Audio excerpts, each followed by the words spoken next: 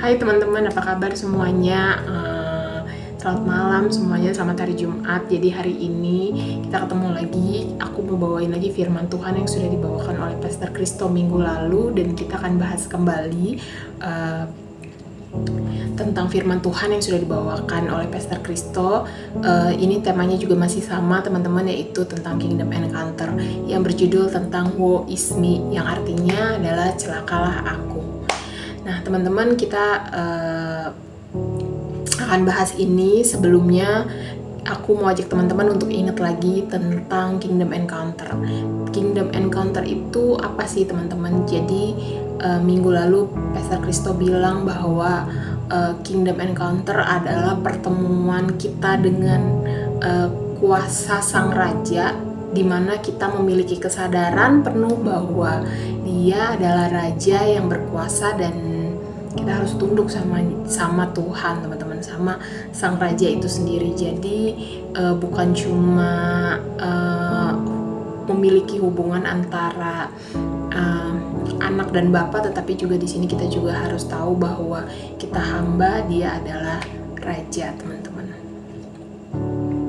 Aku akan ajak teman-teman untuk melihat kisah dari Nabi Yesaya, di mana di sini adalah kisahnya yang benar-benar mengalami Kingdom Encounter, perjumpaan dengan kuasa Tuhan, perjumpaan dengan kemuliaan Tuhan. Bagaimana dia mengalami Kingdom Encounter ini kita akan baca di Yesaya 6 ayat 1 sampai 8. Aku akan bacakan, teman-teman juga bisa baca. Dalam tahun matinya Raja Uzia, aku melihat Tuhan duduk di atas tahta dan tinggi menjulang, dan ujung jubahnya memenuhi bait suci. Para serafim berdiri di sebelah atasnya, masing-masing mempunyai 6 sayap. 2 sayap dipakai untuk menutupi muka mereka, 2 sayap dipakai untuk menutupi kaki mereka, 2 sayap dipakai untuk melayang-layang. Dan mereka berseru kepada seseorang, katanya, Kudus, kudus, kuduslah Tuhan semesta alam. Seluruh bumi penuh kemuliaannya. Maka bergoyanglah alas ambang pintu disebabkan suara orang yang berseru itu, dan rumah itu pun penuhlah dengan asap. Lalu kataku, celakalah aku binasa sebab aku ini seorang yang najis bibir, dan aku tinggal di tengah-tengah bangsa yang najis bibir. Namun mataku telah melihat Sang Raja, yakni Tuhan semesta alam. Tetapi seorang daripada serafim itu terbang mendapatkan aku. Di tangannya ada bara, dan diambilnya dengan sepit dari atas mezbah. Ia menyentuhkannya kepada mulutku dan berkata, lihat, ini telah menyentuh bibirmu, maka kesalahanmu telah dihapus dan dosamu telah diampuni. Lalu mendengar suara Tuhan berkata, siapakah yang akan kuutus dan siapakah yang mau pergi untuk aku? Maka sautku, ini aku, utuslah aku. Ini adalah kisah dari seorang Nabi Yesaya. Dia mengalami Kingdom Encounter, perjumpaan dengan Tuhan, perjumpaan dengan kuasa Tuhan, dan juga dengan kemuliaan Tuhan. Kita akan bahas bagaimana di sini Yesaya bertemu dengan Tuhan, di mana ada para serafim yang berdiri di sebelah atasnya, yaitu di sebelah atas Tuhan. Bagaimana dia mempunyai 6 sayap, 2 sayap dipakai untuk menutupi muka mereka, 2 sayapnya lagi menutupi kaki, dan 2 sayapnya lagi untuk dipakai mereka untuk terbang atau melayang-layang. Dan mereka bilang, kuduslah Tuhan sebanyak 3 kali, dan juga seluruh bumi penuh kemuliaannya. Bagaimana di sini juga kita bisa lihat di ayat 4, bergoyanglah ambang pintu disebabkan suara orang berseru itu, dan rumah itu penuhlah dengan asap. Lalu Yesaya, dia sadar bahwa yang datang kepadanya itu adalah Tuhan, sehingga akhirnya dia berkata, celakalah aku binasa, sebab Yesaya merasa bahwa dirinya adalah seorang yang najis bibir. Najis bibir di sini bukan berbicara tentang hal yang kotor atau hal yang tidak layak, tetapi najis bibir di sini adalah bagaimana apa yang kita katakan, apa yang ada di dalam hati kita, itu keluar dari bibir kita, itu keluar dari mulut kita. Dan itulah yang membuat seorang Yesaya di sini merasa dirinya adalah seorang yang najis bibir, karena dia pun tinggal di tengah-tengah bangsa yang najis bibir, dan matanya melihat sang raja. Lalu ada serafim yang terbang lalu membawa bara, di mana bara ini menyentuh mulutnya serta berkata, "Lihat, ini telah menyentuh bibirmu, maka kesalahanmu dihapus dan dosamu telah diampuni." Di sini bagaimana bara ini sangat panas, bukan cuma menyentuh mulutnya Yesaya, tetapi juga menyentuh sampai ke dalam, panasnya itu menyentuh sampai ke dalam hati dari seorang Yesaya ini, sehingga akhirnya dosanya telah diampuni. Dan dia mendengar Tuhan berkata, "Siapa nih yang akan aku utus?" Lalu Yesaya memberi diri, "Ini aku Tuhan, utuslah aku." Bagaimana di sini kita bisa lihat ada seorang Yesaya yang mengalami kingdom encounter, teman-teman. Dan juga bagaimana kita bisa melihat bahwa ternyata Injil bukan hanya menceritakan tentang kebaikan seorang bapa kepada kita sebagai anaknya, tetapi juga Injil juga menceritakan tentang bagaimana seorang Tuhan penuh dengan kemuliaan, dia juga adalah raja. Ini ada Injil palsu, bagaimana Injil palsu ini membuat kita nggak bisa menjadi saksi Kristus, karena yang kita tahu adalah dia Bapa, kita anak. Belajarnya sampai di situ aja, teman-teman. Yang pada akhirnya kita jatuh lagi dalam dosa. Kenapa kita jatuh lagi dalam dosa? Karena kita santai, teman-teman. Kita menganggap itu adalah hal yang sepele, karena toh pada akhirnya Tuhan akan mengampuni kita, Tuhan akan tetap baik sama kita. Tetapi kita lupa, teman-teman, bahwa Injil yang benar-benar Injil, kebenarannya ada Tuhan, di mana dia juga adalah seorang raja yang penuh kemuliaan, teman-teman, sehingga akhirnya kita juga sebagai hambanya harus tunduk dengan penuh rasa hormat dan juga penuh dengan ketakutan kepada sang raja itu. Mungkin teman-teman di sini pernah nonton cerita-cerita atau film-film tentang kerajaan, bagaimana rakyatnya, bagaimana pengikut-pengikutnya sangat tunduk penuh dengan ketakutan kepada raja. Dan lebih dari itu, kita juga bisa sebagai hamba, bukan cuma sebagai anak, tapi juga kita harus sadar bahwa kita juga adalah seorang hamba Tuhan, dimana kita harus datang sama dia, tunduk sama dia dengan penuh rasa hormat kita kepada dia, teman-teman. Nah, teman-teman, apa yang membuat kita mengalami kingdom encounter, teman-teman? Dan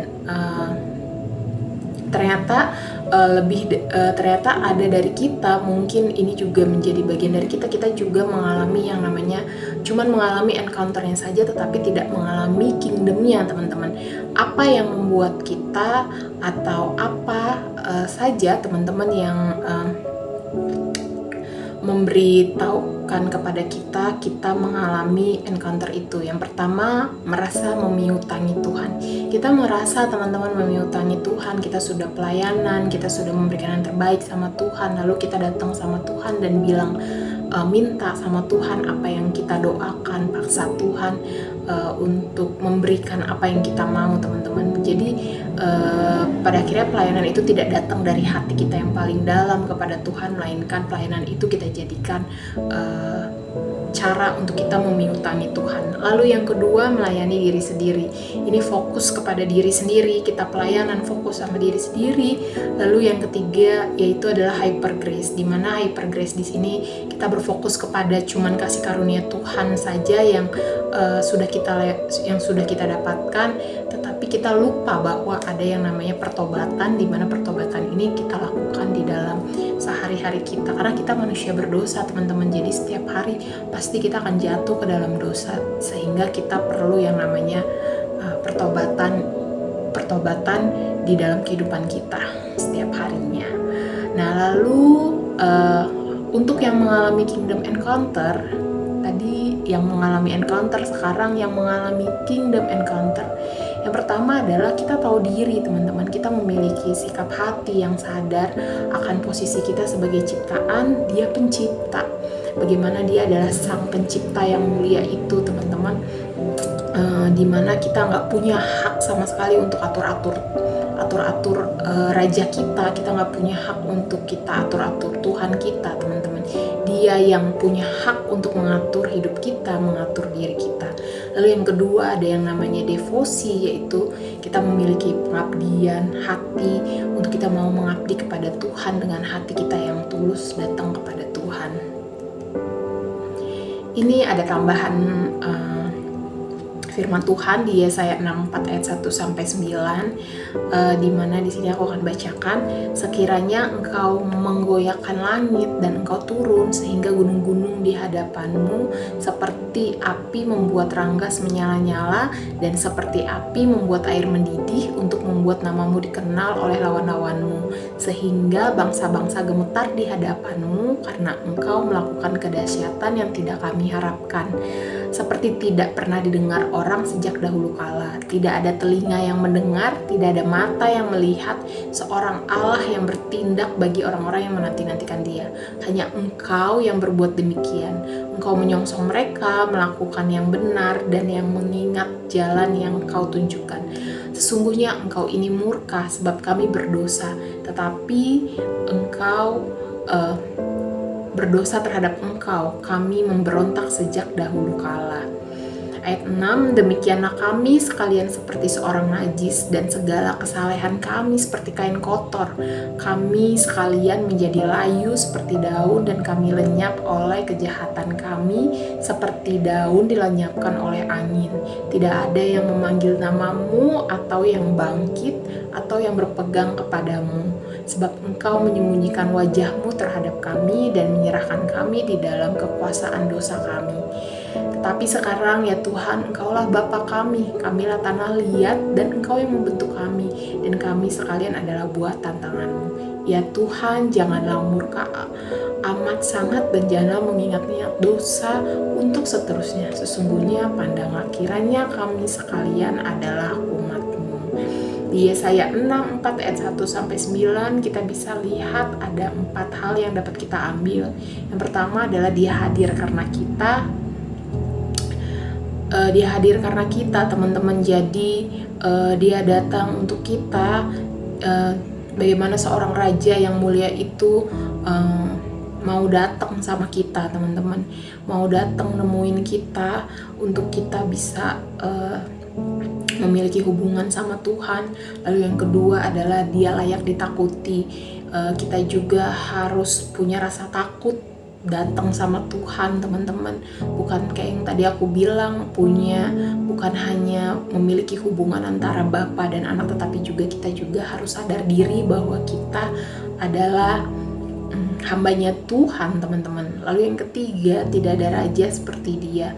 Tidak ada raja seperti Dia, seperti yang aku bilang tadi, bahwa Dia adalah raja di atas segala raja, teman-teman, yang dimana Dia punya hak atas hidup kita, tetapi Dia juga begitu mengasihi kita selayaknya Bapa mengasihi anak-anaknya.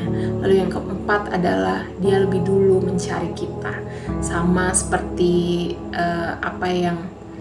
dimana ketika kita jatuh ke dalam dosa, Dia adalah Raja, Sang Maha Mulia itu sendiri mau turun untuk mencari kita ke dunia ini, mencari kita, teman-teman. Dan juga Tuhan Yesus juga mati di atas kayu salib untuk kita bisa tetap bersama-sama Dia nanti, teman-teman. Aku sudah selesai, teman-teman. Terima kasih banyak.